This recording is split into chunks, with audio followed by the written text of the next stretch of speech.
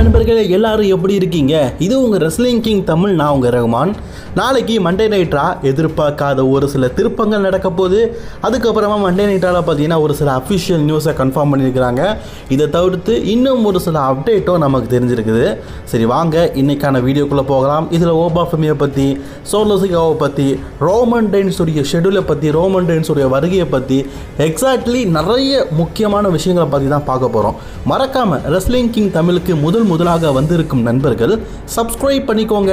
Bell ஐக்கானை click பண்ண மூலியமா தினமும் போடுற ரெஸ்லிங் செய்யல தாய்மொழி தமிழில் தெரிஞ்சுக்கோங்க. காய்ஸ், அஃபிஷியலி WWE வந்து ஒரு விஷயம் சொல்லியிருக்கிறாங்க. இந்த வாரம் நடக்க போகிற மண்டே நைட்ராக்கு நண்பர்களே, இந்த வாரம் நடக்க போகிற மண்டே நைட்ரால ஒரு விஷயம் நடக்க போகுது.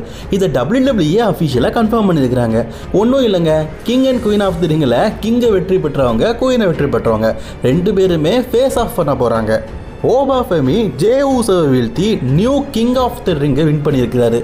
ஓபா ஃபெமி வெற்றி பெற்றதுக்கு அப்புறமா தன்னுடைய ஆப்பரண்ட் ரெசல்மேனியா யார் அப்படிங்கிறத சொல்லலை. ஒன்று அன்டிஸ்பியூட்டட் டைட்டில் போயிருக்கணும், இல்லாட்டா அவர் வந்து ஹெவி வெயிட் சாம்பியன்ஷிப்பாக போயிருக்கணும். ஆனால் தன்னுடைய முடிவை சொல்லலை. இப்போ அஃபிஷியலி WWE வந்து என்ன சொல்லியிருக்கிறாங்கன்னா, இந்த வாரம் நடக்க போகிற Monday நைட்டால் ஓபா Femi pick the championship, அதாவது அவர் சம்மர்ஸ்லாமில் எந்த சாம்பியன்ஷிப்பாக மோத போகிறாரு அப்படிங்கிறதுக்கான விடை வந்து தெரிய போகுது அப்படிங்கிறத சொல்லியிருக்கிறாங்க. கைஸ், ரோமன் ரெயின்ஸ் மட்டும் இல்லை, சாமி சைடும் இந்த வாரம் நடக்க போகிற மண்டே நைட்ராக வர போகிறாரு. ரோமன் ரெயின்ஸோடைய ஷெடியூல் டேட் இருக்குது பார்த்தீங்களா, அது இந்த வாரம் மண்டே நைட்ராகவும் இருக்குது. அதனால் சாமி சைனோ அல்லது ரோமன் ரெயின்ஸோ இவங்களில் ரெண்டு பேரில் யாராவது ஒருத்தரை கண்டிப்பாக ஓபா ஃபெமி தேர்ந்தெடுப்பார் அப்படின்னு சொல்லிட்டு நம்ம எதிர்பார்க்கலாம். சில அப்டேட்டுகளையும் சில ரூமர்ஸையும் இதுக்கு முன்னாடி நம்ம வீடியோவை பார்த்துருப்போம். அதில் நான் சொல்லியிருந்தேன், பீஸ்டன் கார்னர் ப்ராக் லெஸ்னர் சாமி ஜெயினை வீழ்த்தினதுக்கு அப்புறமா ஓபா ஃபெமி கிங்காக இருப்பார். ஓபாக்கும் ப்ராக்குக்கும் சாம்பியன்ஷிப் மேட்சாக சம்மர்ஸ்லாமில் WWE நடத்துறதுக்கு பிளான் போட்டு வச்சுருக்கிறாங்க அப்படிங்கிற செய்தியை நம்ம சேனலில் நான் சொல்லியிருப்பேன். ஆக்சுவலி அதனால் ப்ராக் லெஸ்னரோட ரிட்டனை நம்ம எதிர்பார்க்கலாம் அப்படிங்கிற செய்தியும் நமக்கு கிடச்சிருக்குது. நண்பர்களே, நான் இந்த இடத்துல ஒரு விஷயம் சொல்கிறேன். ப்ராக் லெஸ்னர் இருக்கிறார்ல, அவரோட ரிட்டர்ன் WWE இதுக்கு முன்னாடி 2 தடவையும் சர்ப்ரைஸாக ப்ரிடிக்ட் பண்ணாத அளவுக்கு தான் இருந்தது. அதனால் மண்டே நைட்டால் அவர் வருவார்னு நான் சொல்லலை. பட் நான் சம்மர்ஸ்லாமில் அஃபிஷியலி அவர் வந்து அட்வர்டைஸ் பண்ணிக்கிறாங்க. சம்மர்ஸ்லாமுக்கு இன்னும் எத்தனை மண்டே நைட்டராக இருக்குன்னு நினைக்கிங்க? வெறும் 4 மண்டே நைட்டரா. ஒன்று அவர் ஓபாவை எதிர்த்து மோதுவார், அதுக்கு அவர்கிட்ட சாம்பியன்ஷிப் இருக்கணும், அப்போ தான் ஓபாவை எதிர்த்து மோத முடியும். அல்லது அவருக்கு ஒரு ஃப்ரெஷ் ஃபியூட் வேணும்னா குந்தர்லாம் இருக்கிறாரு, அவர் கூட மோதலாம். ஆனால் யார் கூட மோத போகிறாரு அப்படிங்கிறதுக்கான வீடை நமக்கு தெரியணும்ல.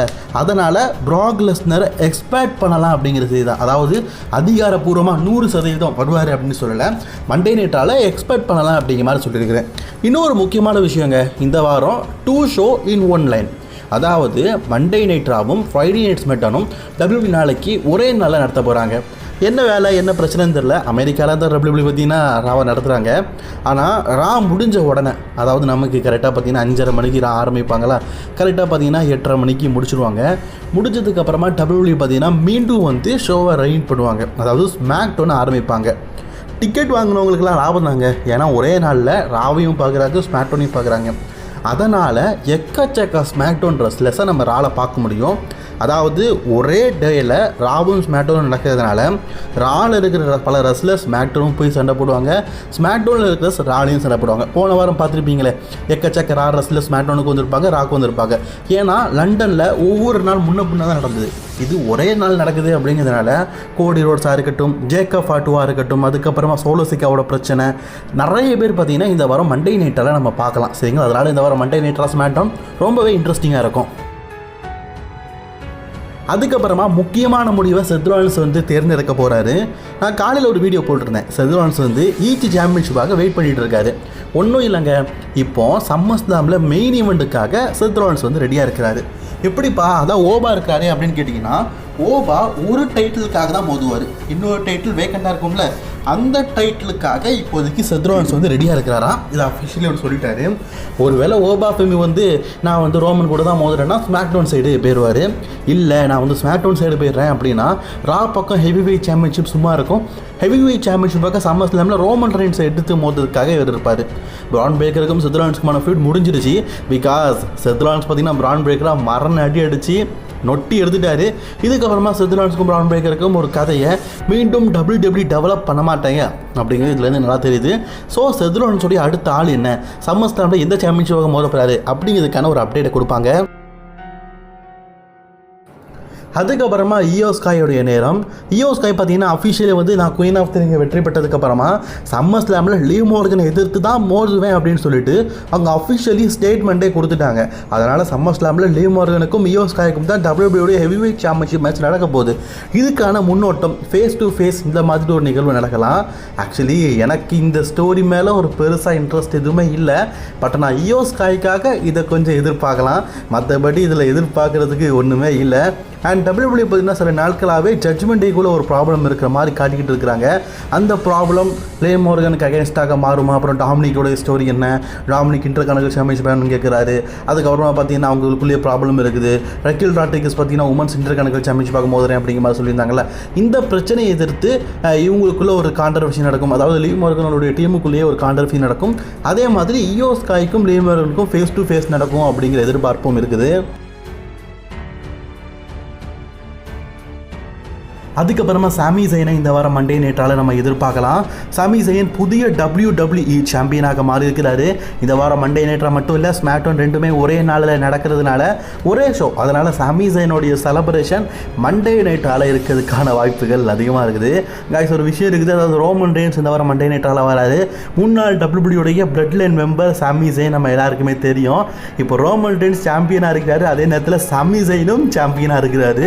அதுவும் ரோமன் ரெயின்ஸ் கிட்ட இருந்து அதே கோல்டன் ஹெவி வெயிட் சாம்பியன்ஷிப் இப்போ சாமி ஜெயின் கிட்ட இருக்குது.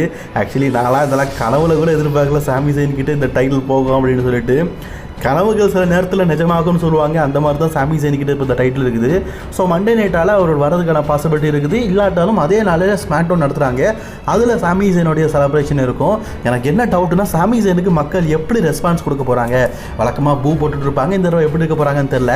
அதே மாதிரி டாக் டீம் சாம்பியன்ஷிப்பை போன வாரம் பார்த்தீங்கன்னா ஸ்ட்ரீட் ப்ராஃபிஸ் விஷனை எதிர்த்து மோதி சக்ஸஸ் சொல்லி அவங்க வந்து நியூ சாம்பியனாக மாறியிருப்பாங்க.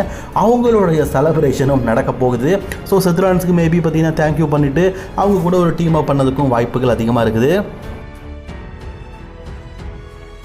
அடுத்தது சோலோ சிகாவா போன வாரம் நடந்த மண்டே நைட்டால் பார்த்தீங்கன்னா ஜிம்மி ஊசோவை அட்டாக் பண்ணியிருப்பார்.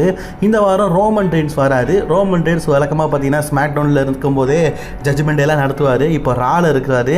சோலோ சிகாவா இந்த வாரம் மண்டே நைட்டாக வரதுக்கு வாய்ப்புகள் ரொம்ப ரொம்ப அதிகமாக இருக்குது.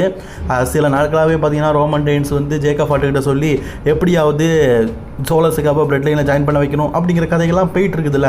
இந்த வாரம் கண்டிப்பாக பார்த்தீங்கன்னா அதுக்கான பதிலடி கிடைக்கும். பிகாஸ் ஜிம்மி ஊசோவை சோலோ சிகாவா அட்டாக் பண்ணியிருக்காரு. ஸோ இதுக்கான கதை விளக்கங்கள் மற்றும் ஸ்டோரியிலே நெக்ஸ்ட் எப்படி மூவ் பண்ணுறாங்க, அதே மாதிரி ரோமன் ரெயின்ஸுக்கும் ஓபாவுக்கும் நடக்கும் அவருடைய அப்கமிங் பிளான் என்ன, இதெல்லாம் மண்டே நைட்டாக நம்ம எதிர்பார்க்கலாம். ஸோ இந்த வாரம் மண்டே நைட்டாவை நீங்கள் எந்த அளவுக்கு எதிர்பார்க்குறீங்க அப்படிங்கிறத கமெண்ட் பண்ணிக்கோங்க. அந்த வீடியோ பிடிச்ச லைக் பண்ணிக்கோங்க. தொடர்ந்து வீடியோ பார்க்க சப்ஸ்கிரைப் பண்ணிக்கோங்க.